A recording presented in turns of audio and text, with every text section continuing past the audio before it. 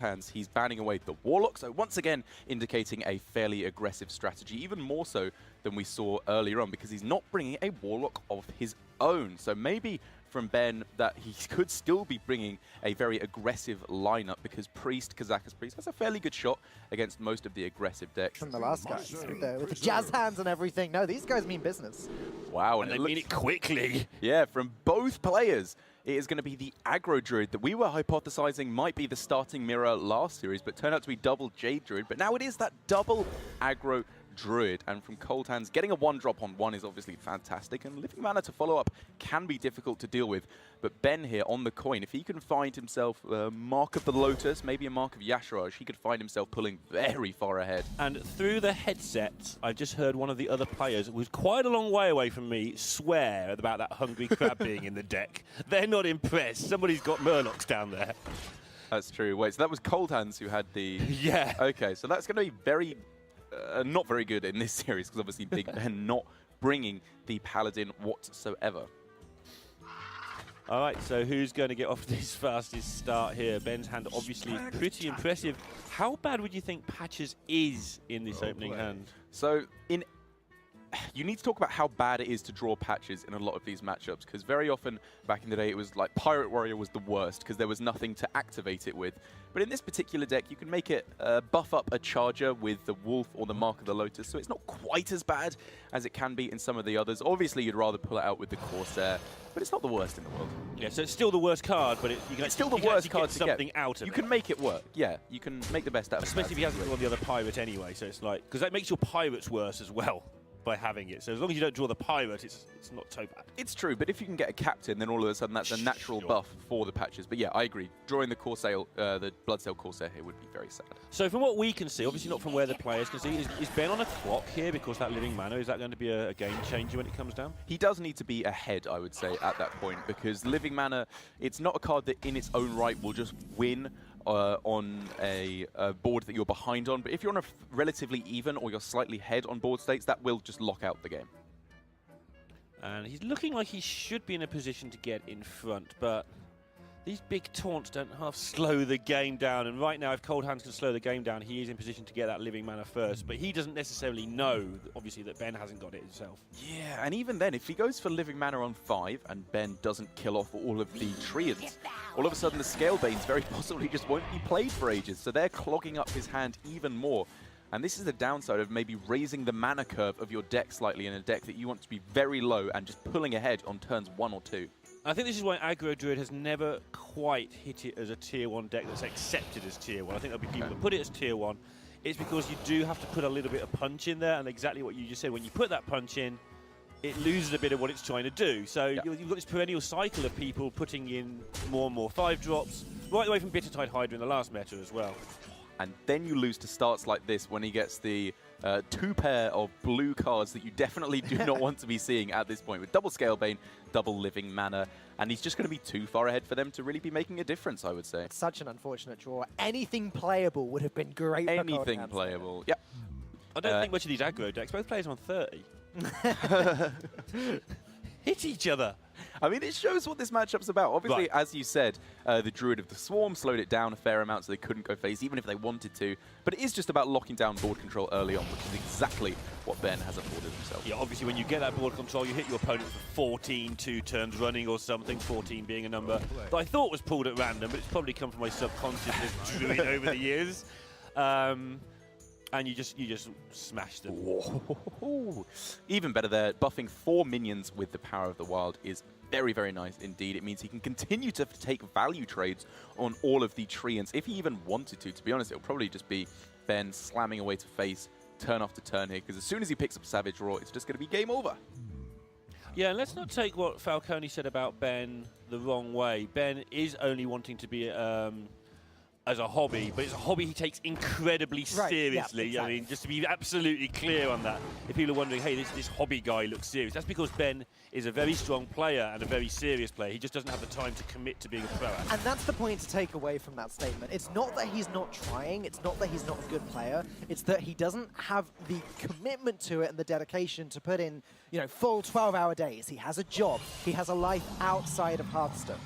And that is why he relies on because very often the part that suffers most if you're not going pro isn't necessarily your play, it's your lineup decisions, because you can't perfectly analyze what the meta is and how best to build around that. But having a teammate to confide in like Mysterious and starting to build connections with some of the other strong players around the world will be Ben's biggest asset going forward as he delivers a stupefying amount of damage. Yeah, and it's the opposite to what I was saying about sort of Deathsea and Leroy to some extent, where they like to go with their own stuff, even though they've got those connections. Ben is not scared to say, please give me a lineup so I can practice.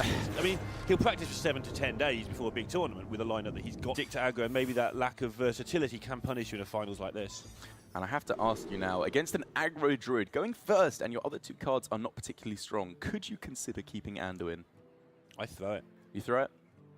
And I throw the Novice because it's not Paladin, and I probably throw the Soul Priest. Just You've been playing a lot of this deck recently as well, Arinda. I know this. Yeah. So I'm not surprised that you've made that call. Keeping the Novice, okay, so BigBen values the cycle. I guess it's something to put on the board early, although a Radiant Elemental probably be preferable. Yeah, I like to keep the Novice against Paladin because it actually trades with something, but against Druid, we've seen people keep Spirit Lash recently and get lambasted for it, basically, because Spirit Lash doesn't actually kill anything in Druid. It's like an auto keep. You think, oh, I've got my anti-aggro tool, and you look at your hand and you're like, you need Thalnos. It doesn't kill anything unless it's got Thalnos.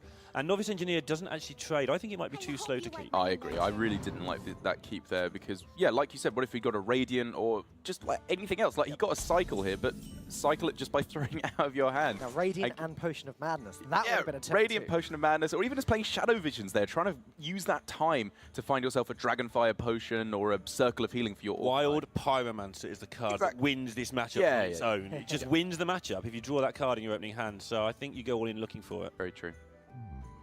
And so now here for ColdHands, very, very buff-heavy hand, but not actually all too many minions at the moment in order to do that. Patches, again, it sucks to draw it, but just having like a Stone Tusk board to throw onto the board and start actually buffing some minions it's something to do. Yeah, and a 4/4 is difficult. Obviously, we always say it for priests to remove. It's even more difficult to remove if you just remove their other minions. Yeah. Like, it's the spells that make it hard, and priest is pretty good at occupying the board with minions now. A Talon priest or something will actually be quite handy here. So, ColdHands just putting down other stuff to make sure he can get rid of this 1/1 easily. Interesting to coin out the Raven there as well, because it's not particularly putting all too much onto the board right now. Obviously, it sets up for more damage after the buffs come down on the following turn. But something like Coin Scalebane was actually looking pretty juicy to me to get it as far away from Psychic Scream as you can, and then make sure you have a very strong board around turns 4. Yeah, there is a misconception about aggro decks sometimes that you have to win as quickly as possible. You have to build up a board your opponent can't deal with as quickly as possible. That's not necessarily doing 4 on turn 2. Yeah, that's a good point. Not necessarily. Works out pretty nicely here, though. Yeah. You can obviously take the trade onto the Acolyte and then slam everything else to face. Wondering if it's even worth going for. The downsides of leaving it up would obviously be Spirit Lash and Wild Pyromancer. And I suppose it's worth trading because although you were saying Pyromancer wins this matchup, it wouldn't in this situation. It would have to be Pyro with a bunch of other stuff. Like that as well from ColdHands, first time on the big stage. Just willing to take that second to look at the unobvious play to make sure he's doing the right thing. A lot of people just go on autopilot when they play for the first time. Yeah. I wonder. Oh, so now here for Ben, he just really needs to find the Circle of Healing in number 1 to just clear off this board. But he can buy himself a little bit of time, I suppose, for the moment. Obviously, the Potion of Madness has a very, very nice trade to take out 2 of these minions. But he's still facing down a pretty threatening board, and he can't bulk out the rest of his mana with either the Soul Priest or the Priest of the Feast. Yeah, just not in a great spot at all, as we do see that second Galactic Crawler of the day already. Good to see this from Ben. One of his slight weaknesses is sometimes not playing for enough tempo, going for a little bit too much card draw. Maybe that was even to do that Novice Engineer keep we saw. But there were a lot of plays there where he could have gone not to challenge this board like this, and I like to see this way he is challenging the board with his minions. Yeah, I agree. I think from a lot of the non-pro players, one of the biggest mistakes is trying to get the absolute optimal use out of every card you can, where obviously you'd like to hit a pirate there, but if you can actually just smack into a pirate with the Galactica on board, that's pretty good as well, and it kills off anything else just to get some tempo on the board. We are possibly, although it's looking like it might not quite get there, going to see the difference between Lyra and Gadget-san in this game as well. People say, why do you play Lyra? I don't like Lyra, I prefer Gadget-san. This is why you play Lyra, though, when you do play it for this amazing 3/5 minion that comes down so much earlier. And depending on what your rank is on ladder at the moment, it's very possibly right to put Lyra in as well, because there is a lot of aggression rolling about at the moment. Yeah, for absolute sure. And Aggro Druid is like the daddy of aggression right now. It's like it beats all the other aggressive decks by just being quicker than them. Yeah, I suppose. Rogue beats them by being slower than them at the top end. Haven't actually played it all too much, but I think after we see a quick count up here of 11 damage on board plus 8. It's definitely lethal. Definitely lethal. Definitely ColdHands takes the second game, bringing it up to a 1-1 scoreline. Looking a little bit nicer for him because this aggro druid was potentially looking a bit shaky. Drawing patches in that game could potentially have gone wrong, but his line of play of coining out the extra Enchanted Raven to deliver a quick lethal did work out for him in this case. Well, there you go. Quick stat for you watching at home. Aggro Druid currently has a has won 100. I would say. It's that you get your Priest banned as ColdHands, and that would have been a really nice way to fight back against these aggressive decks from Ben. Choice Veteran. This could be the more aggressive version. Maul as well. Yes. Yeah, with Maul as well, I'm pretty certain it. I doubt we'll see many, if any, Murlocs in this deck. So where do you guys stand on the Maul is my question. I'm not a fan, but I know why it's there. I actually quite like Maul.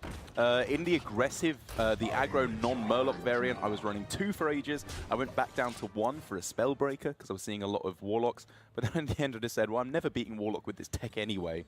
So I'm just going to put 2 back in, and I think it works really, really nicely for me. If it gets Divine Shield or +1 attack, a lot of the times you've got the board, you just win the game with that. Divine Shield is absolutely key. And if you don't have the board and you've got the recruits, then that's good too. Yeah, definitely. This version is better against Rogue than the Murlocs as well. It can go wider, quicker. Rogue doesn't have fan like it used to, so it doesn't like those wide boards hitting it in his face. I agree with that too. I think people still feel that the Rogue is favoured, but it's definitely a lot closer in my opinion. Yeah. So Ben going for the coin here to get out the dagger. I think it's probably worth because the really nice trades you get on here and just the follow-up of double Firefly is a great way to lock down this early board.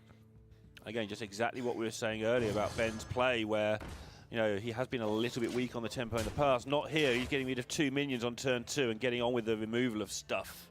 And also saving back the patches for the moment, it is worth mentioning, gives him the potential to draw Keleseth on this turn, and then obviously just win, because he'd be summoning a 5/5 patches from his deck with the South Sea Captain afterwards, which would have been a little bit silly. So ColdHands strategy beginning to make some sense. It's extremely aggressive. Wonder what his priest is that was banned. Yeah, I would expect it to still be Kazakus Priest, to be honest, I think, to round it out. But this is a very, very aggressive strategy. It's interesting to see because in the last couple of weeks, the strategy that ColdHands has been going for was to bring Spiteful Summoner decks. We've seen 4 aggressive decks in the Hunter, Priest, Paladin, and whatever else, like a Rogue or something, to round it out. And then you ban the Warlock, and it's done decently well for Kranich and Zixo in particular. But these super just plain aggro decks, without even the Spiteful Summoner from ColdHands, can find themselves weak to kind of some other matchups, like the Druid and the Rogue in particular as well. It would be interesting if we brought Highlander Priest. I know when I was still actually playing Hearthstone rather than casting a lot more in tournaments, that when Patron was a thing, I didn't learn it straight away. I just assumed everyone was going to ban it. Right. And I wonder if he's doing this with Highlander Priest here. Just please ban my Priest so I don't have to play it. I'll just play the aggro decks I'm good at. I feel like it's been relatively commonly accepted that Warlock would be the most banned deck in this tournament. Yeah. He's not even bringing it though, so he's well, just... that's true. Yeah, so he's not brought the Warlock, so the Priest is now fair game to be banned. I mean, I'm not saying he won't have played it. Of course he will have practiced it, but maybe if he's not so comfortable with it, he actually wants it to be banned. Broader strategy around that. I don't just mean you don't want the best deck to be banned, but if you bring a strategy that allows your Priest to be banned and you can get away with it, then maybe that's a good way of playing to your strengths. Can we talk just a little bit about how insane ColdHands' next turn is going to be? Call to Arms is already a nuts card, but when it comes with a 0-mana 5/5, that's pretty good. Yeah, this is just going to be absurd for ColdHands, and this is what has swung the matchup back a little bit in the Paladin's favor, because the tools that Rogue got this expansion aren't particularly good against the Paladin, with the Elven Minstrel sucks in this matchup, because not only is it very slow, it bolsters their divine favors as well in the later stages of the game. But Call to Arms here for the Paladin is insanely good. I'm interested to see how many times this SI7 agent gets shadow stepped. Is Ben just going to go I think it's probably going to be quite a few. bouncy SI7 coming up. What does he even get at this point that he would rather do? As the juggler is summoned up first, which is perfect, but then misses both the charges. Will it matter? Yes, it did matter. Ben does have the dagger double pirate play as well. No, he doesn't. He has dagger 1 pirate. 1 pirate. It's nowhere near the same. Yeah. It's not how 4 works. It's less than 6. I was close. I mean, it's not that close. In the scale of numbers, yes. In the scale of all of numbers that exist, I was kind of close. You were infinitely close, actually. Oh, thank you. But I feel much better about that now. now for Ben. He could get down a double SI7 agent, obviously with... Shadow Stepping it now. Play it. Shadow Step it again, yes. We could get 2 SI7 agent activations, but it's not actually that good against this board. He only really wants to hit 1 on the juggler, obviously. And then outside of that, the non-charging deckhand, everything just feels a bit icky. Yeah, it was the insane turn that Falcone highlighted there has come to pass, and things came out in the right order as well. This guy's tough. Okay. Ben trusting that it will stick around. I don't even think he's trusting that it will stick around necessarily. I think he's more trusting that he'll find something else useful to use the Shadow Steps on. Something like a Valspine would be absurdly good here, just to take out a Knife Juggler, and a damaged Corridor Creeper would be fine, I would say, in this instance.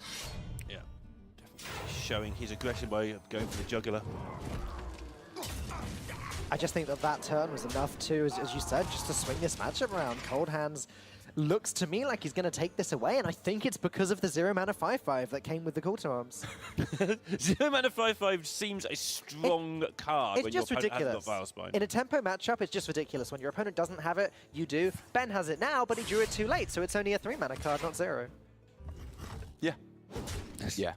It's getting the job done here. And for ColdHands, you know, he also, I think he navigated the early turns pretty nicely, making sure he wasn't vulnerable to too much coming down. But from Ben, maybe he could have considered taking a slightly different line of play. The coin would have been very, very impactful for him in some of the earlier turns. Like, for example, being able to go coin SI instead of coin dagger. Maybe it was too valuable to keep that combo activation, because he just spent the whole game with double Shadow Step in hand doing absolutely nothing. Good point. Just look at ColdHands got 2 crabs in that deck. He had a Hungry Crab in his Druid deck.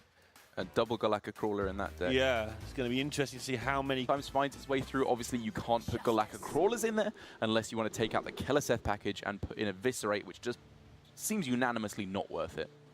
Do you like Pirates? I like Pirates a lot. I don't like one of them, but all the others I'm fairly fond of. You don't like Swashbuckler, do you? Hate it. But here for Ben, it's a very interesting approach, because I think a lot of people would say you keep the Valspine here, even though you're off the coin, just because of how disgustingly powerful it is in this matchup.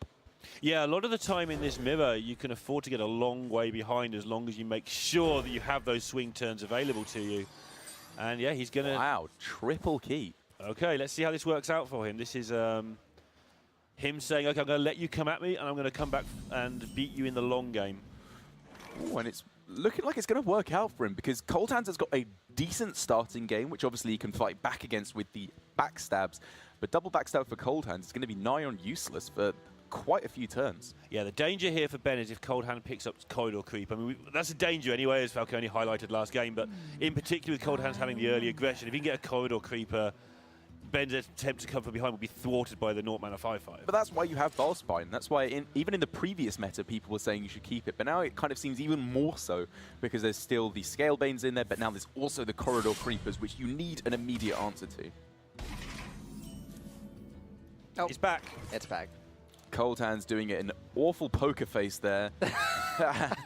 Well, Ben knows that's not Keleseth. Yeah, as always with these LAN events, they are sat opposite each other, so he's got a good idea what that card might be right now. Yeah, exactly. As if a card is drawn on turn 2 and your opponent makes a face that looks like they've got trapped wind, you know it's either Patches or Keleseth.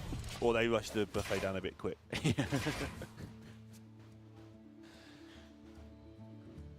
So now Ben's plan is, you know, it's going not really according to plan, actually, to be honest, because obviously he's not being run out of the game in the early turns, but he had a hand to deal with that with Backstab and Creeper. And if your opponent doesn't do anything in the early turns, you want to capitalize on that by pushing down a huge amount of damage onto the board, not by playing an incredibly slow defensive card like Tar Creeper. Yeah, and ColdHands, for all the aggressive start that he kept, hasn't actually been able to do a point of damage. And this time I'm not joking like I was in the Druid matchup. He should have done 8 to 10 by now if that strategy was going to work. I'm not saying it was wrong, by the way. You kept very good starting hand. It's funny how these double aggressive decks or these aggressive mirror matches have all turned out in the direction where, oh, still at 30 health each. Yeah, it's really weird how mirror matches can do that. It's all down to board control. Yeah. It's all down to 5 health taunts coming down on turns 2 or 3. It's what it actually all comes help. down to. Yeah, that does help. But here for ColdHands, although he has drawn the patches, as I was saying in the previous series, when you have Captain, you can make it work. I refuse to be the first caster to say it's good he drew patches, because someone's going to say it one day, and it's just not going to be me, okay? Because it's obviously not good that he drew patches. It'll be me, won't it? Let's face it. It's going to be you, and I'm waiting out for it, mate, so I can just follow up. And it'll be wrong. Yeah, of course it will. Look forward to it. As long as you're there to punish me, it'll be fine. But this hand for ColdHands just kind of gets weirder and weirder, because how he wants to use the coin is far and away the most important thing in this situation, because obviously he was trying to fit in the highest amount of pirates in combination with the captain at once to get a huge amount of buffed charges to pull back the board. But now that he's got Bone Mare, he really wants to lock down the board on turn 5 and follow up with a coin into Bone Mare on turn 6, because if you can Bone Mare first going second, it's a really huge tempo swing. Yeah, I'm just starting to wonder if his mouse is stuck on the end turn button and he actually can't play any cards or something, because he's just got a hand of collecting stuff right now. And that's not that bad, because his opponent hasn't done anything for the early turn, so either he's correctly realized he's got a handful of rubbishy spells like Backstab and Shadow Step, or he's thinking it's Lich King's, Bone Mare's, Scale Veins, things like that. Here comes the stuff. He's assessed that he can get through and start to make that push, getting that Bone Mare set up for 2 or 3 turns, like you said. And he feels he can get through. This is a lot of resources to put into 1-1-5, which is what effectively this card is. It's a good job he drew patches so that he could deal with that target. Hey, there we go. That's banter ball worthy, right? Banter ball worthy, All right, I good. would say. Good job, mate. Gaskin is staring us down. It wasn't me, Dan. It wasn't me. It was them. Stands up like kids. a meerkat when there's a lion approaching. I'm in Dan's seat right now. Anything goes. But here for ColdHands, the fact that he will have assumed his opponent doesn't have a handful of backstabs is going to work out awfully for him, because that is exactly what Ben has access to. So by making this big push on that exact turn, ColdHands has basically relinquished board control for probably the rest of the game. That's a nice way to start pulling it back. But because he doesn't have access to coin Bone Mare, he's looking to have put himself in a much worse spot than he could have been. Yeah, Ben's opening mulligan was to thank for that single turn there. That's the backstab acceptor that we talked about at the start of the game. And yeah, Ben is now in a great position to start removing all of this stuff. And what I feel he mustn't do here, depending how things work out, is get too attached to this Leroy Shadow Step combo. It's not about doing that 12 damage, it's about using your Shadow Step for extra board control. Yeah, I definitely agree. The Shadow Step will probably be coming down on the Valspine in the next turn or 2, as Elven Minstrel is picked up, which is bad in this instance. It's on the slow side, yeah, but at least it's going to fill up ColdHands' hand with some resources that he very much needs. Corridor Creeper, also quite slow at the moment. He doesn't really want board, though. He just wants tempo, because he wants to make sure he can stick Bone Mare on the following turn, which there's 0 chance of happening now, as it does go into turn 7. 2 minions were drawn. Big Ben will be killing off this this Elven Minstrel, especially when he picks up an SO7 agent as well. Yeah, now he can start to keep back this Shadow Step Leroy, because it is actually representing lethal damage next turn. So what I said last turn, as usual, was a load of tosh. But no, it makes sense at the time, but now new information has shown that suddenly, actually, the Shadow Step Leroy is very important as a lot of burst damage. Yeah. And so for ColdHands, just trying, he's basically in the realms of finding something good off Swashbuckler. If he's going to play the Lotus agents here, then he is clearly indicating he's all in on finding something ridiculous. Yeah. No Vanish to be found from that Swash. Not that that would even help. That would just allow Ben to put these Saturday Chain Gangs back on the board, and then another 2 the following turn. And I honestly think if this had been the summer finals, Ben would have lost this game. He'd have found a way. 2-1 down in the summer finals, he was looking distraught, didn't look to be thinking clearly at all, and he's played this game really well. I mean, there's a lot of rules in this mirror that you kind of just have to know. Like keeping the Valspine there. When I first learned this matchup, I wouldn't have dreamed of keeping that on the play. I would definitely just have saved that if you're on the coin, maybe. But it worked out massively well for him. He didn't capitalize on early board control at all. But ColdHands' turn where he used the coin, went all in on those pirates, he was punished so hard for that. Yeah, a little tiny bit trigger happy there. We said at the time it's a lot of stuff to put into that taunt anyway. He lost a lot of resources. I mean, I would like my chances as the rogue here, but I definitely agree with Neil that it is favored for the priest, especially when they pick up a very respectable starting hand such as this one. Kazakus, obviously absurd in every matchup. And then the Dragonfire a little bit later on. That's 3 board clears. Worth considering keeping. Actually, with Lyra, it's infinite board clears technically, but only the Kazakus gets kept. BigBen gets Raza. Just needs Anduin and Vel, and he's good to go.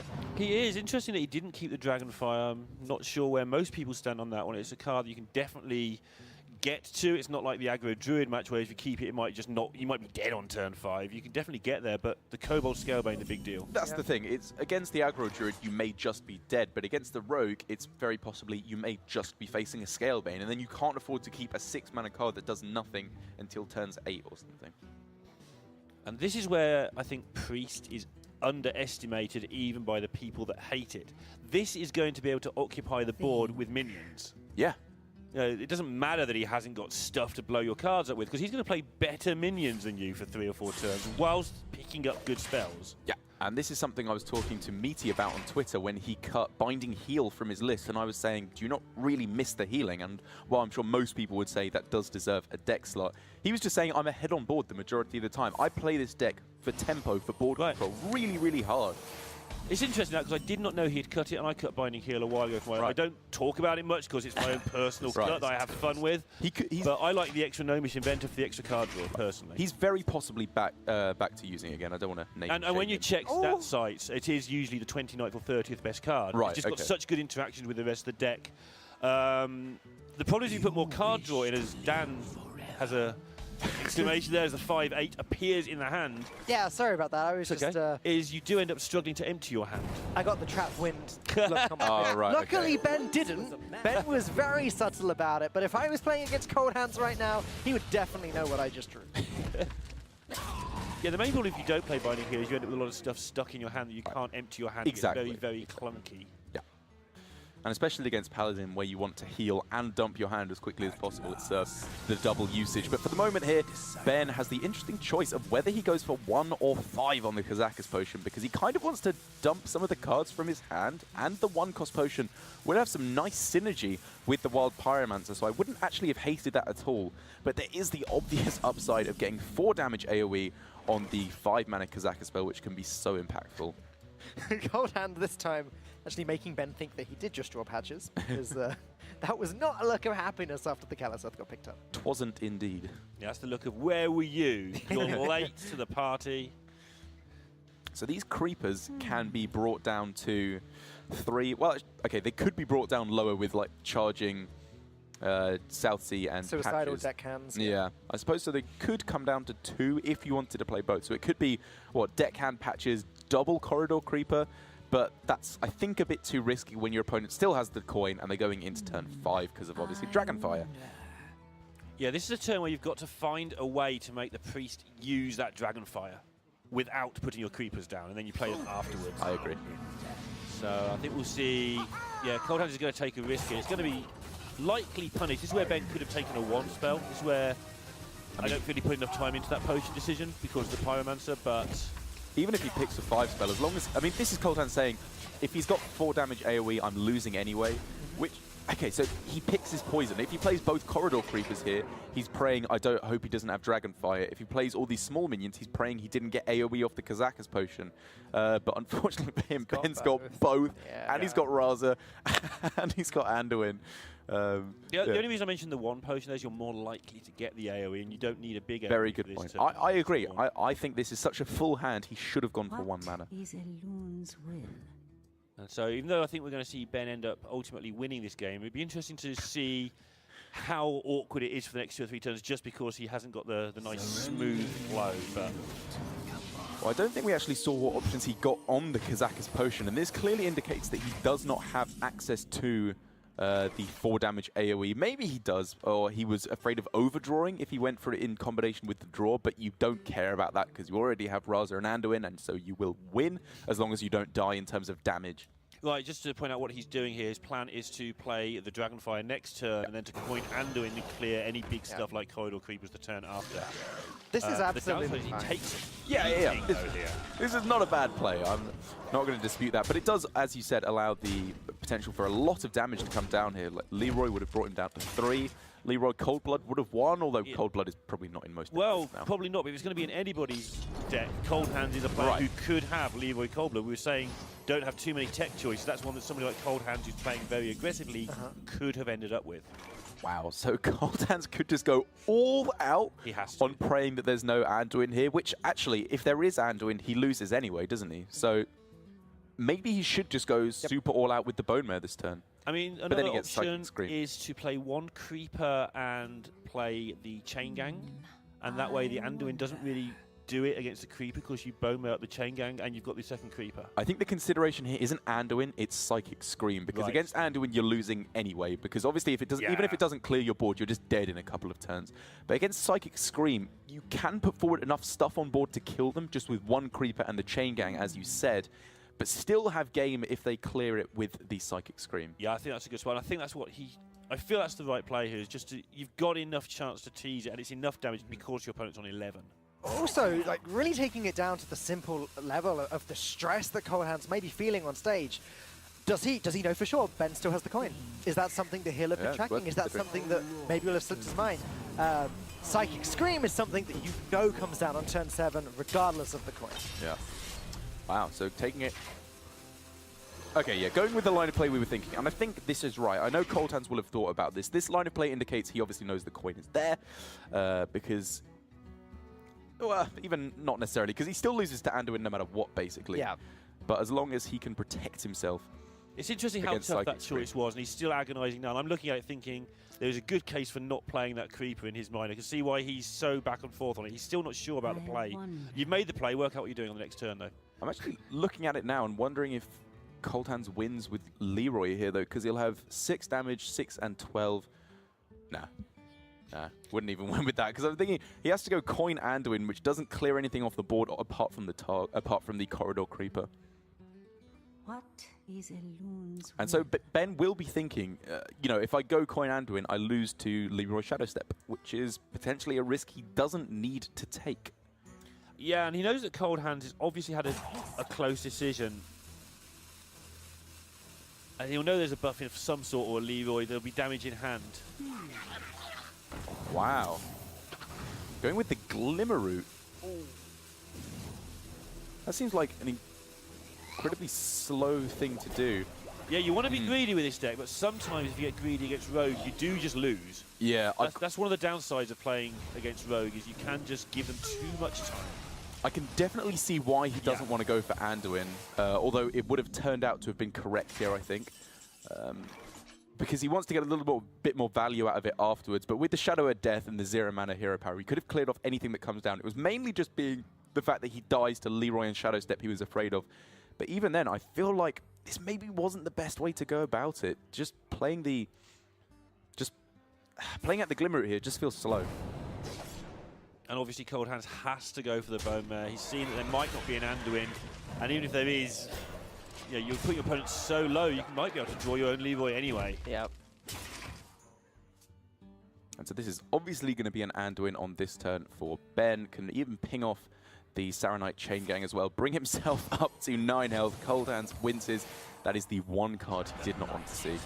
It is, and Ben should be okay from here. But again, this is where Rogue is annoying. It does come back at you a little bit. Just for a turn or two. The Leroy, we've seen both Bone Mares, both Creepers. That's the downside. But there are things that can be picked up here, like this. I mean, it's a strong card. These have been very, very strong top decks, actually, for ColdHands for the last few turns with double Bone Mare and a Chain Gang. But I just don't think it's going to quite get there. For Ben, he's still got the Shadow of Death. Whatever that Kazakus potion is, it can only be so bad. It's a Crane potion. It's just got 2 absolute blanks written on it. I mean, what could it possibly be that does case, nothing? It's like armor or something. Armor's fine. Freeze is fine. Would you please hover over that card for us so we can take a look at what it is? Ben? And Demons is really the only thing that does absolutely nothing, I would say. Yeah, yeah. There's just, and even then he'd probably just draw access. Yeah, whatever. Get rid of his hero power and lose the game. Might not work too well. No, but it's got to do something. That's the point. Even the garbage ones do something at this point. And so for ColdHands here, just wondering, is it worth playing out my Bone Mare right now? Because I kind of want to get the charge, pseudo charge effect of buffing a minion right away and attacking to face. But this can just be cleared up too easily. This, I think, is too passive of a play.